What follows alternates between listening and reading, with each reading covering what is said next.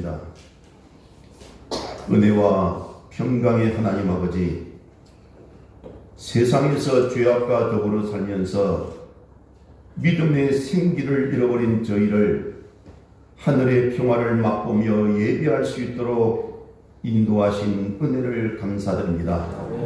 세상에서 상처 입은 심령으로 방황하며 더 깊은 지압으로 빠지는 실수를 반복했던 저희들에게 오늘 또 생명의 말씀으로 소생시켜 주시는 은혜를 기대하며 예배의 자리에 나왔습니다. 오늘 이 예배를 통하여 저희들이 마음의 상처와 육신의 질병과 삶의 모든 문제를 다 주님 앞에 쏟아놓게 하시고 말씀을 통하여 위로하여 주시고 해결할 힘과 지혜를 얻을 수 있게 하여 주옵소서. 때로는 주눅들어 고개를 떨어뜨리고 살아가지 않게 하시고 강하고 담대함을 더입혀 주셔서 넓고 큰 마음으로 당당하게 살게 하여 주옵소서. 이기적인 욕심에 사로잡혀 마음을 닫고 육신의 안일과 즐거움에 빠져들지 않도록 붙들어 주셔서 찬송하고 기도하며 말씀으로 승리하며 살아가는 우리 성도님들이 다 되게 하여 주옵소서. 사랑하는 성도들의 가정과 이터를 견고하게 하시고 기업에 형통을 주시고 자녀에게 하나님의 은혜가 물붓듯이 부어주셔서 가정의 평강과 사랑이 넘치게 하시고 이 세상의 빛과 소금이 되게 하여 주옵소서. 겸손한 마음으로 무릎 꿇은 성도들에게 비틀거리지 않고 할 일을 잘할 뿐더러 살리고 세우는 축복의 통로로 쓰임받게 하여 주옵소서.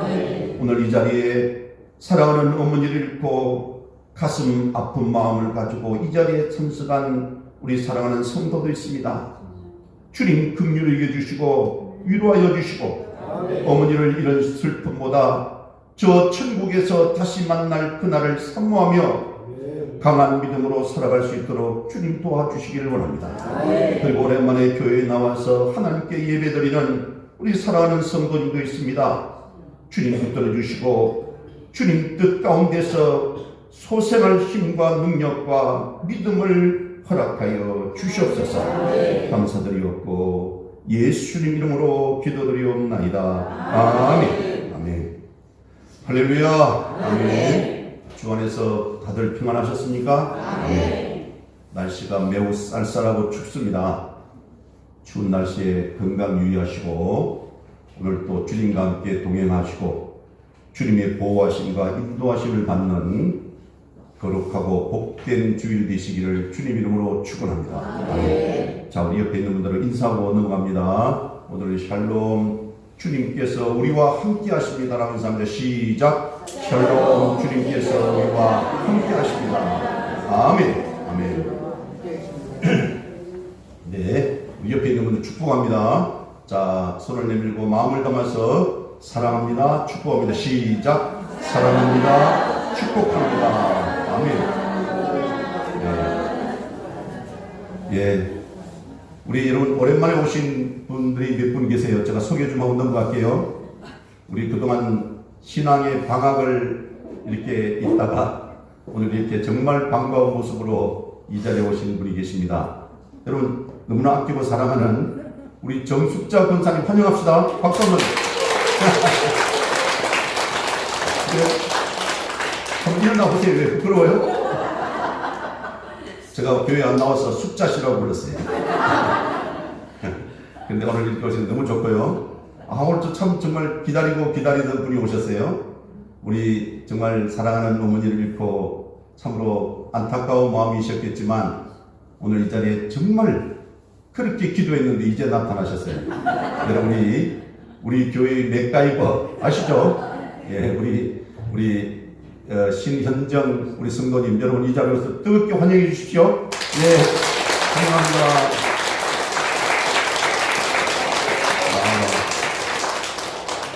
이번에 장대 예배를 쭉 치르면서 우리 임영미 권사님의 믿음이 얼마나 좋은지 다시 한번 깨닫게 되었고 우리 신현정 성도님이 얼마나 어머니를 사랑하고 이렇게 아끼셨는지 막 제가 신은영 선생님 때문에 눈물을 많이 흘렸네요. 사실 눈물이 잘 안 나올 것 같았어요, 처음에는. 뭐 제가 죄송하지만 우리 어머님께서 참 오랫동안 신앙생활도 잘 하시다가 또 이렇게 건강하게 사시다가 104세에 세상을 떠나셨으니까 인간적인 생각으로는 장수를 하시고 참 좋아 보였거든요. 근데 사실 제가 실수했어요. 제가 마음속으로 그래 먹는 게 아니었어요. 그래도 어머니잖아요, 그죠? 어머니를 이런 슬픔을 얼마나 애절하게 우리 신영 선생님이 이렇게 통곡하며 우는지 저는 불효자구나 생각이 들었어요. 저는 처음에 한두 번 울고 그 다음에 안 울었거든요. 우리 신영 선생님은 얼마나 어머니를 사랑하시는지 제가 다시 한번 회개했습니다.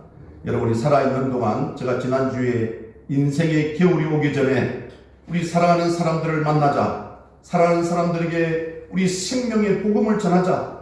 우리가 언제 어떻게 될지 모른다고 말씀드렸잖아요, 그죠? 근데 지난주에 우리 또 임계신 집사님을 통해서 다시 한번 우리 생명과 영원한 천국과 또 영생에 대한 것들을 생각하고 다시 한번 뼈저리게 느꼈습니다. 은혜 가운데 우리 장례 절차를 잘 마무리해 주신 우리 성도 여러분, 또 우리 유가족 여러분들에게 감사를 드립니다. 우리 애쓰신 우리 모두를 위해서 또 우리 임영미 권사님과 신영 선생님 위해서 한 번 더 박수 부탁드릴까요? 고맙습니다. 감사합니다. 네, 오늘 저는 이사야 41장 8절에서 10절 말씀을 중심으로 두려워하지 말라라는 제목으로 함께 말씀의 은혜를 나누기를 원합니다. 여러분 한번 따라해 주시겠습니까? 두려워하지 말라. 시작. 두려워하지 말라. 아멘. 여러분, 성경에서 가장 자주 나오는, 가장 많이 나오는 단어가 무엇인지 아십니까? 기도하라, 또는 기뻐하라, 감사하라, 전도하라, 사랑하라. 여러분, 저는 이것으로 생각했는데 이것이 아니었습니다. 여러분, 성경에서 가장 자주 나오는 말씀, 가장 자주 나오는 명령은 두려워하지 말라라는 단어입니다. 두려워하지 말라. 그래서 어느 학자가 이것을 조사해 봤더니만 신구약 성경에 366번, 366번 나왔다고 합니다. 아마도 하루에 한 번씩 생각하고 근심하고 걱정하지 말고 염려하고 두려워하지 말라라고 하나님께서 명령하시기 위해서 날마다 그렇게 생각하라고 1년 365일 잊지 말고 두려워하지 말고 살라고 그렇게 성경에 기록되어 있는 것이 아닌가 하는 생각을 해봅니다. 근데 왜 하나님께서 우리에게 두려워하지 말라고 무려 366번이나 성경에서 말씀하시는 것일까요? 그것은 두려움은 하나님의 축복을 빼앗기 위해 파놓은 사탄의 함정이기 때문입니다. 여러분, 두려움은 하나님이 우리에게 주신 꿈과 소망과 비전을 성취하지 못하도록 만드는 가장 큰 장애의 요인입니다. 두려움은 하나님을 신뢰하는 우리의 믿음을 뿌리채 흔들어버리는 아주 나쁜 습관이라는 것이죠. 또는 두려움은 우리로 하여금 주님께 쓰임받지 못하도록 만드는 주범입니다. 또한 두려움은 우리 마음에 상처를 주고 그것 때문에 고통받고 하고 싶은 일을 아무것도 하지 못하게 만드는 참으로 나쁜 것 중에 나쁜 것이 바로 이 두려움입니다. 그래서 두려움은 하나님의 사람들을 무기력하게 만들고 꿈과 소망을 성취하지 못하게 만드는 사탄의 철저한 방해 전략이라는 것입니다. 근데 두려움에는 여러 가지가 있습니다. 어떤 사람은 사람을 두려워합니다. 사람들이 많이 모인 데 나서면 그만 입이 열리지 않아서 말을 못하는 사람도 있습니다. 어떤 분들은 그런 생각할 거예요. 목사님이 단위 올라와서 설교도 잘 못하고 여러 가지로 참 이렇게 왠지 모르게 어줍잖다 생각할지 모르지만 여러분 한번 올라와 보십시오. 처음에는요, 겁먹고 쫄아서 다리가 후들거리고요, 말이 막 제대로 나오지가 않습니다. 여러분, 어쨌든 대중 앞에서 말씀을 전하는 것은요, 정말 쉬운 게 아니에요. 그런데 여러분, 사람을 두려워하다 보면 제대로 되는 일이 없어요. 아름다운 만남과 교제도 할 수 없잖아요. 비즈니스도 하기가 어렵습니다. 사람을 두려워하는 것, 이거 상당히 심각합니다. 또 어떤 분들은 이 빛깔, 색깔을 두려워하는 분들도 있더라고요. 예를 들면 검은색을 두려워하는 사람이 있어요. 또 어떤 분은 붉은색을 두려워하는 사람도 있어요. 여러분, 또 어떤 이들은 소리를 두려워하는 사람도 있습니다. 큰 소리, 우레소리, 대포소리, 총소리, 이런 것을 아주 무서워하는 사람이 있습니다. 과거에 전쟁을 겪었거나 그에 따른 트라우마가 있는 것이죠. 저처럼 아내 소리에 두려워하는 사람도 있습니다. 남편 소리에 기겁을 하는 분들도 있습니다. 근데 여러분, 어쨌든 이 소리를 두려워하는 사람도 있다는 거죠. 그래서 또 하나는 상상적으로 두려워하는 것들도 많이 있습니다. 예를 들면 내가 병이 나면 어떡하나? 암이 생기면 어떡하나? 또는 퇴출당해서 실직을 하면 어떡하나? 또 가난하고 빈궁하게 되면 어떻게 하나? 버림받으면 어떻게 하나? 하고 두려워하는 사람도 있습니다. 그리고 심지어 죽을까봐 항상 두려워하는 사람이 있습니다. 또 오해로 인한 두려움도 있습니다. 한 번은 예수님께서 밤중에 갈릴리 바다 물 위로 걸어서 제자들이 오고 있었잖아요. 제자들은 바람 부는 갈릴리 바다에서 노를 젓느라고 고생하고 있는데 풍랑을 만나서 아니 바다 위에 무엇이 보였다 안 보였다 하니까 무슨 귀신으로 생각을 하고 유령이다 라고 하면서 크게 소리치며 무서워 고함을 지르는 장면이 복음서에 나오잖아요. 이처럼 하나님이 우리를 도와주려고 역사하는 중이지만 우리에게 유익이 되는 일임에도 불구하고 미리 겁을 먹고 쫄아버리고 크게 무서워하는 경우도 있다는 것이에요. 여러분, 이 두려운 생각 때문에 늘 마음 가운데 겁을 먹고 두려운 마음을 가지고 사는 사람들이요 의외로 많이 있습니다. 이게 불안과 때로는 이 어떤 초조한 마음이 섞여서 더 그런지 모르지만 그 공포심에 두려움에 쩔쩔매는 사람들을 저는 제 주변에 많이 봅니다. 그 잠재의식 가운데는 아마도 어떤 두려워하는 마음이 분명히 있기 때문이라고 생각합니다. 예를 들면 흔히 어렸을 때 크게 놀랐다든지 어렸을 때 어떤 무서운 사람에게 고생을 당했다든지 하게 되면 장성을 해서라도 이미 지나간 일이지만 잠재의식 가운데 항상 두려운 생각이 있어서 그 사람을 괴롭게 하는 심리적 현상이 있을 수 있다는 것이죠. 그래서 그것이 상처가 되고 쓴뿌리가 되고 그것이 트라우마가 되는 경우가 종종 있습니다. 근데 또 어떤 분들은 무슨 일을 할 때마다 소위 태기를 한다고 그러죠. 즉 나를 받는 사람들이 있습니다. 왜 결혼식을 할 때 나를 받습니까? 왜 이사 가는 날 나를 받습니까? 그것도 일종의 두려워하는 심리 때문입니다.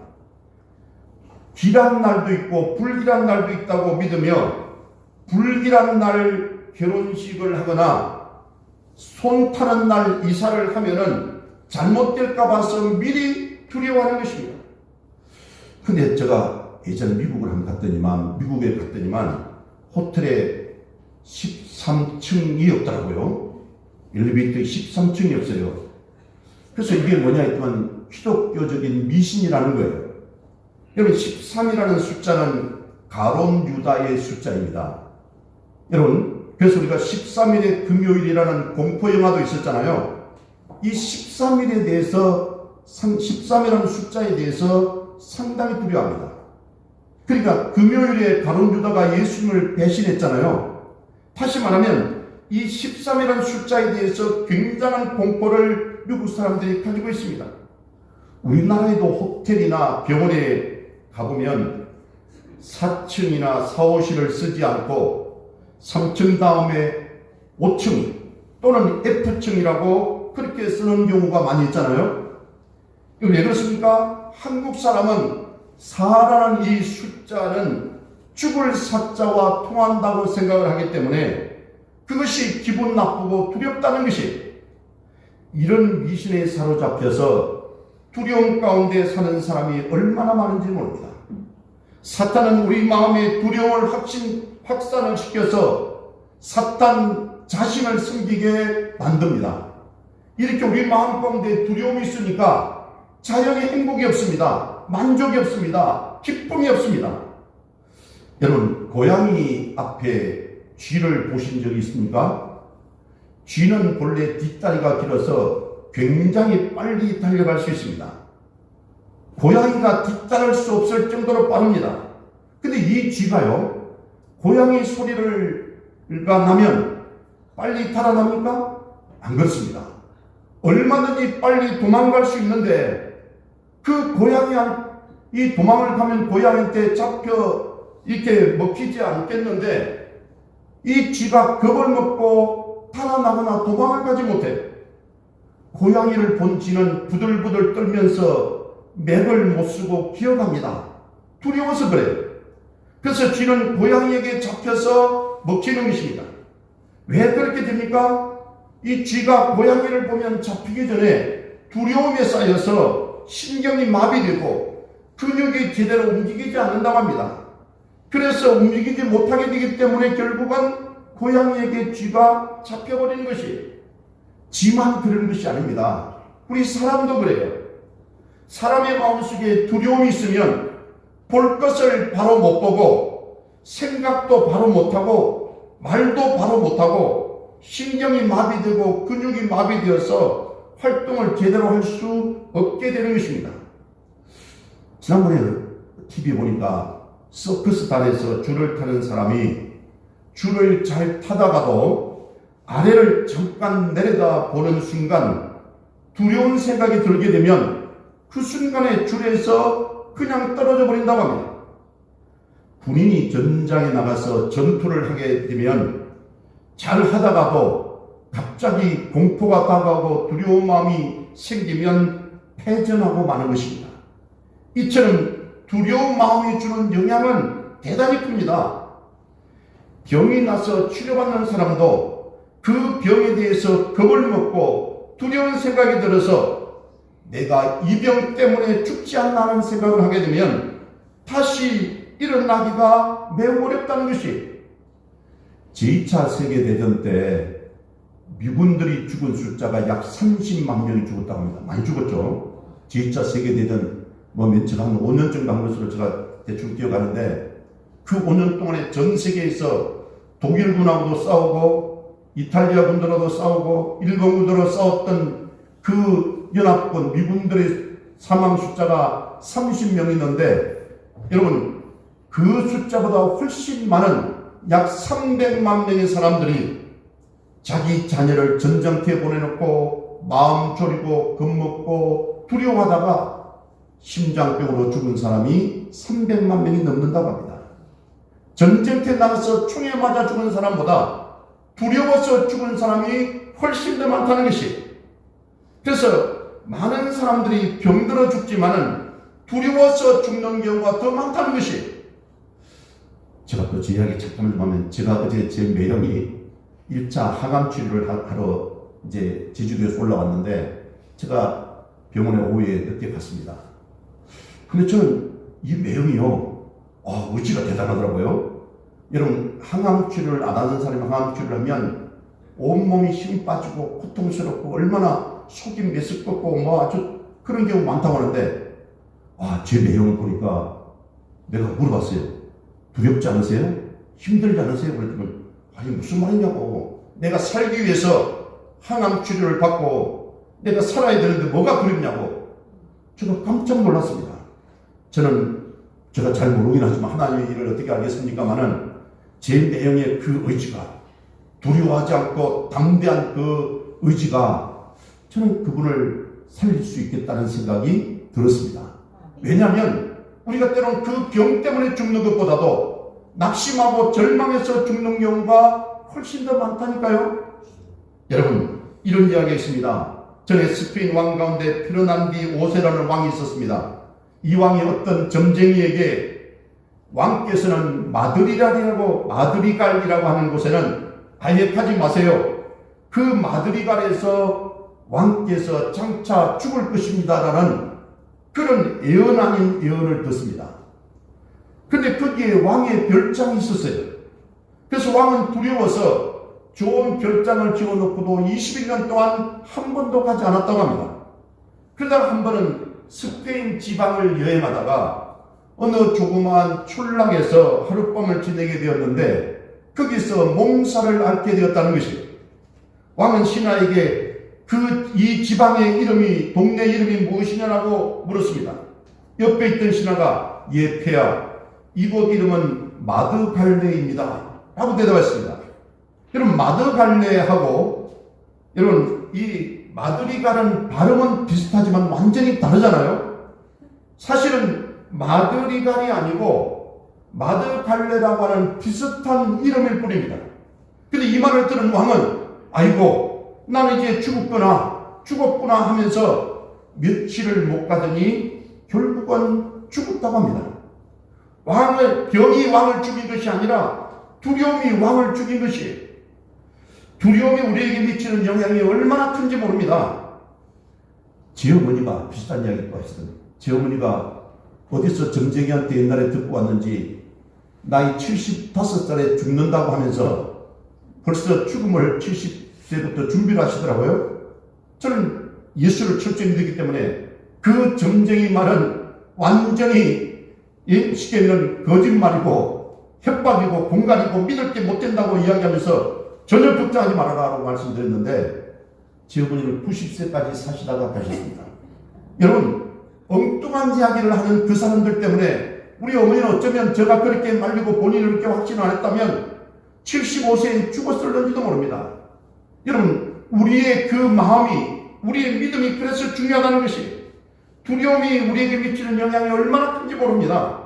그렇다면 어떻게 저와 여러분이 이 두려움을 물리칠 수가 있겠습니까? 이 두려움을 극복할 수 있는 길이 무엇입니까? 어떻게 해야 이 두려움을 온전히 이기고 든든한 믿음과 편안한 마음으로 하나님이 주신 이 땅에서 활보하면서 자신있게 살아갈 수 있겠느냐는 것이, 하나님이 우리를 죄악 가운데서 부르신 것은 두려움을 이기고 평안한 마음으로 하나님이 주신 평강으로 기쁘고 즐겁게 살도록 하기 위해서 우리를 부르신 것입니다.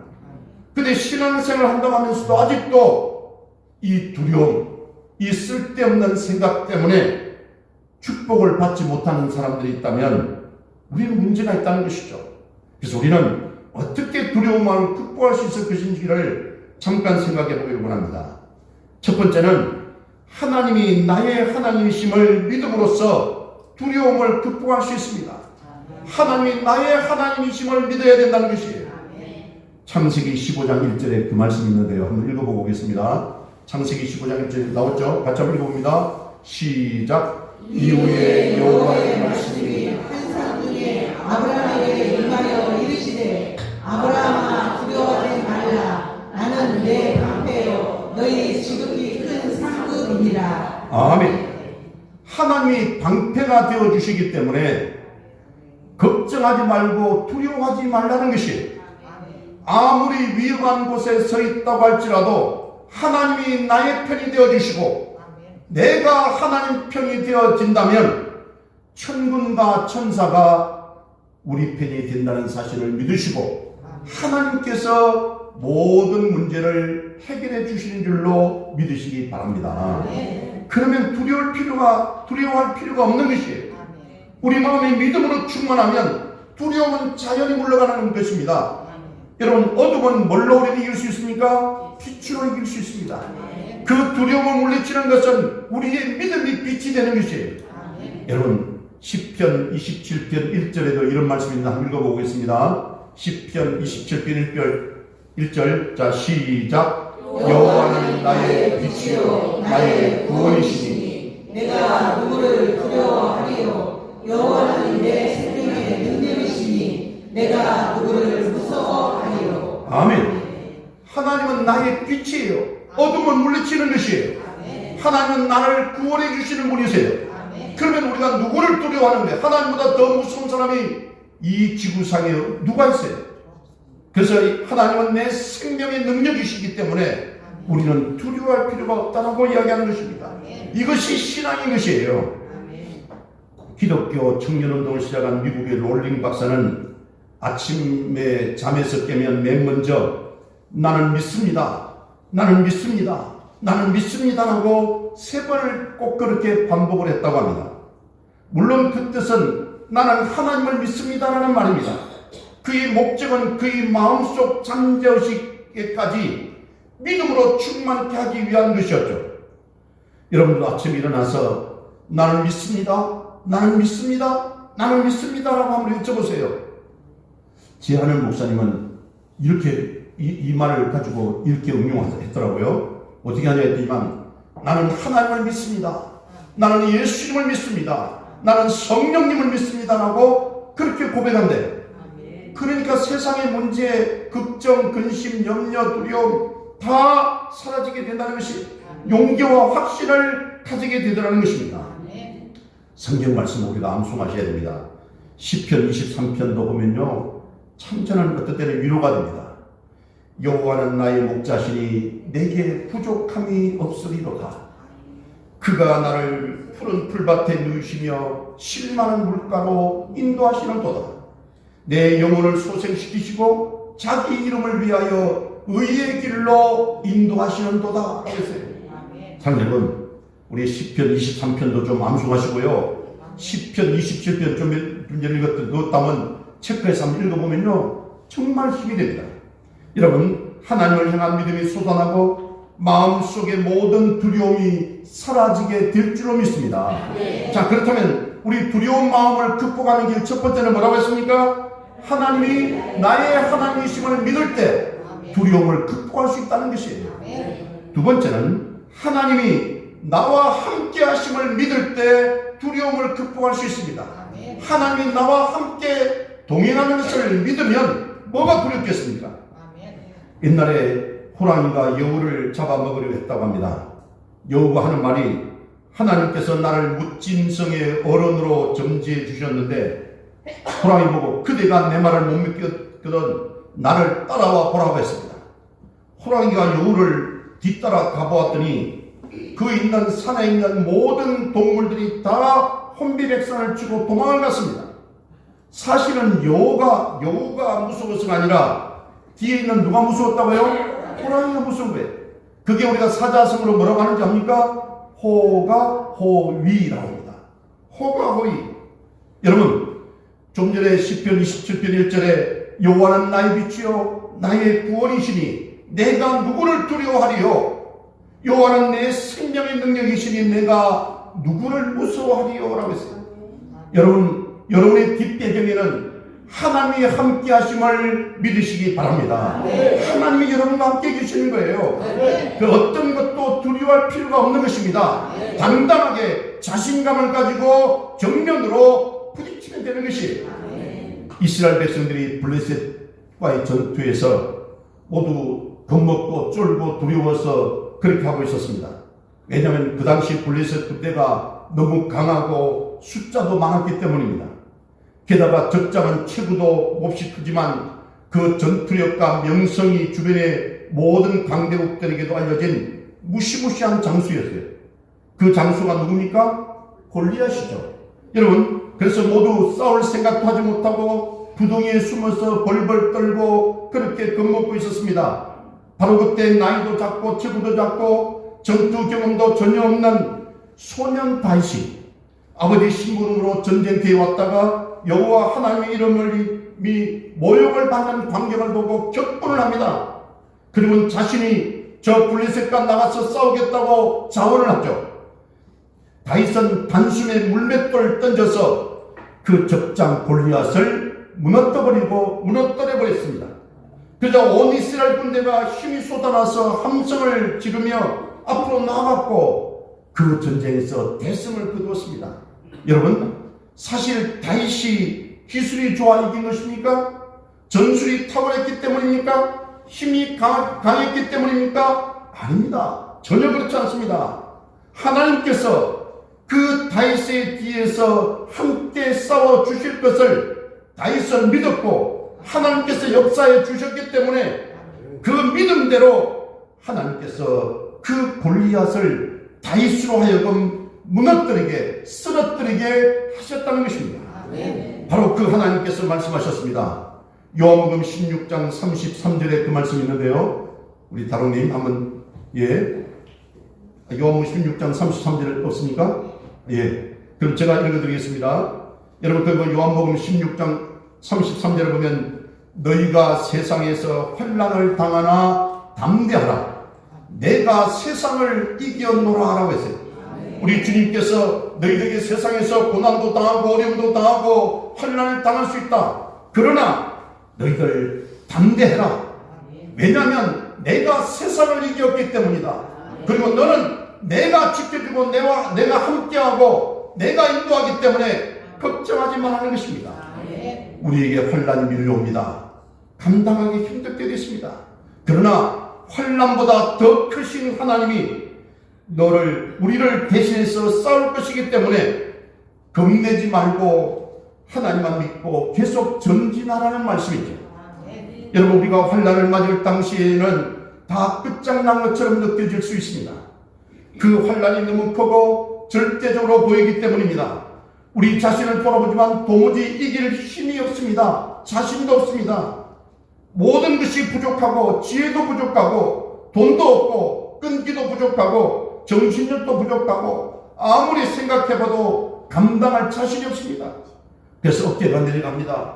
슬금슬금 도망칠 길을 찾기에 바쁩니다. 근데 예수님께서 말씀하셨어요. 여러분 걱정할 것 없다. 내가 내 뒤에서 버티고 있다. 너는 두려워하지 말고 앞으로 계속 나아가라고 말씀하고 계시는 것이에요. 여러분 그렇습니다.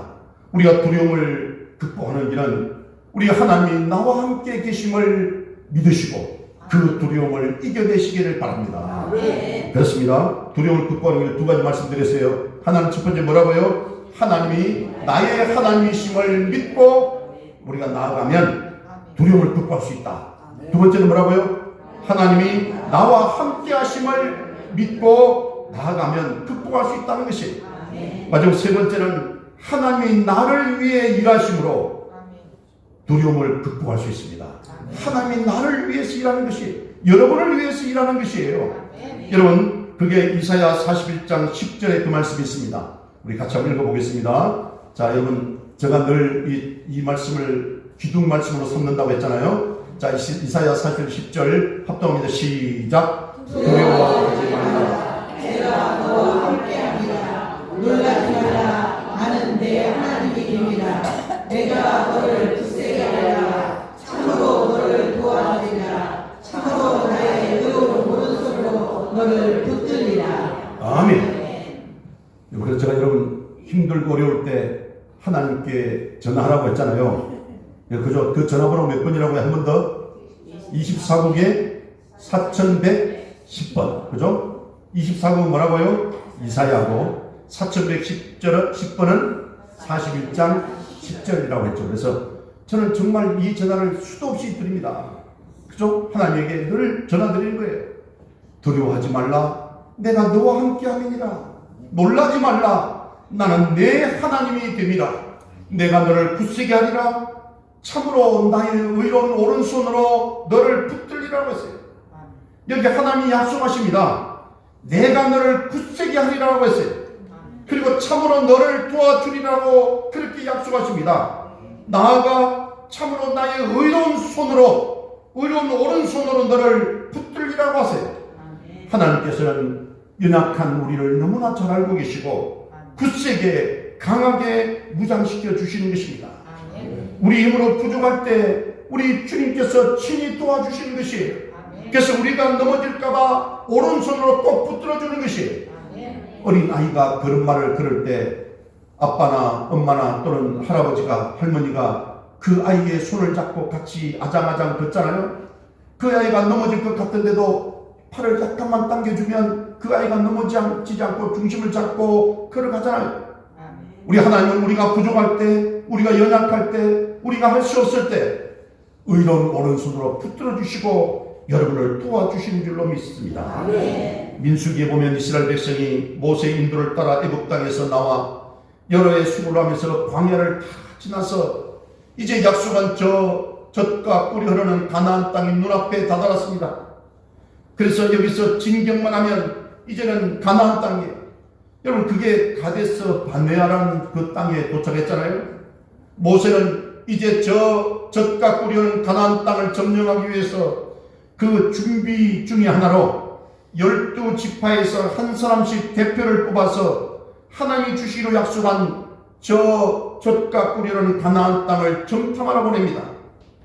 12사람이 40일 동안 정탐을 하고 와서 보고를 합니다. 10명의 정탐꾼들이 뭐라고 했습니까? 우리가 가보니까 땅이 좋긴 합니다.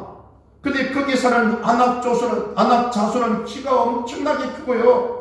모두 건장한 거인들이다가 우리는 그들과 비교해 보니까 우리는 메뚜기처럼 보입니다.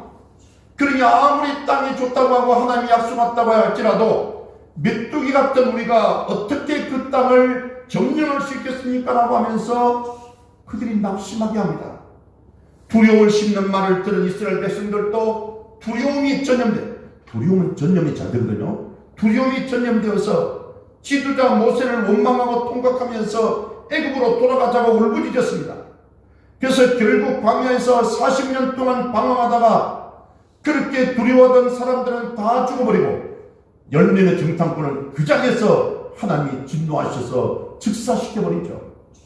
그러면서 하나님이 우리와 함께 하심으로, 하나님이 우리와 함께 일하심으로 우리는 얼마든지 저 땅을 점령할 수 있다.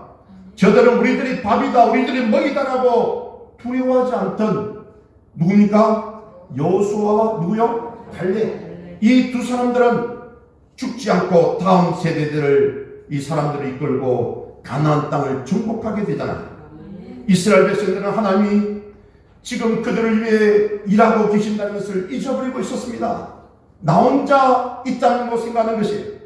그래서 자신들의 능력으로는 감당할 수 없을 것 같으니까 두려워하고 겁먹고 쫄고 포기하고 절망하고 좌절했던 것입니다.